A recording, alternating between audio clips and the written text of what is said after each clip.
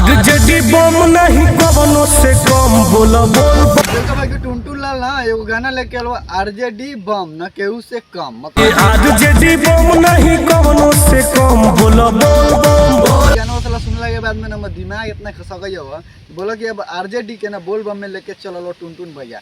अक्सर तो जाति के गाना लेके अबे करल हवा हैरान हवा तो हैरान पर गाना लेके आवा तो छोरा हटावा तो अपन जाति कुछो करा मगर आरजेडी के बीच में ना समझ ले हवा ना कि साले के हमको पूरा घिचिए के हमको पूरा गायब कर देना है आरजेडी।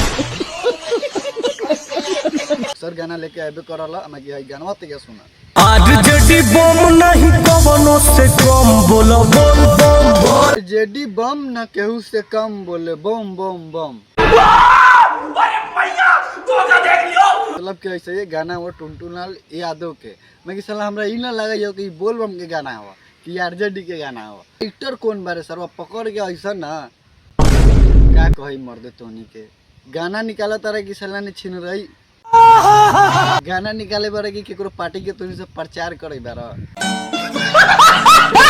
शंकर भगवान लंग जाके कही बारे कि आरजेडी अब की हमर जीते के चाहिए समझ गेला त ई भरम छोड़ द जेकर जीत हाल होई तो भगवान के हाथ में न बा ई तो जनता के हाथ में बा तो सरवा अभियो सुधर जात होनी सरे। अक्सर टुनटुन भैया